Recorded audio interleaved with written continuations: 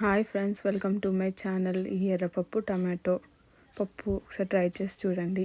పప్పు 3 times wash చేసుకున్నాక 3 పచ్చిమిర్చి, 3 టమాటోస్, కొద్దిగంత పసుపు, ఉప్పు, అల్లం వెల్లుల్లి పేస్ట్, 1.5 స్పూన్ కారం, కొద్దిగంత ఆయిల్ వేసి ఒక 3 విజిల్స్ వచ్చేంత వరకు పెట్టండి.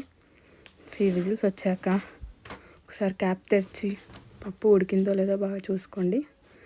ముందుగానే నానబెట్టుకున్న చింతపండు రసాన్ని అందులో యాడ్ చేసిన తర్వాత ఈ పోపుకి ఇవన్నీ రెడీ చేసి పెట్టండి.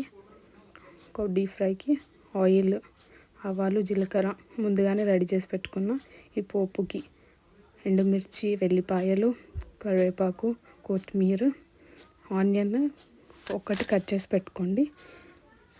లైట్ బ్రౌన్ అండ్ కలర్ వచ్చేంత వరకు ఫ్రై చేస్తూ ఉండండి. ఆ ఫ్రై చేసింది ఆ పప్పులో యాడ్ చేసి పప్పు కొద్దిగంత పొంగు వచ్చే వరకు మసలనివ్వండి. Thank you for watching.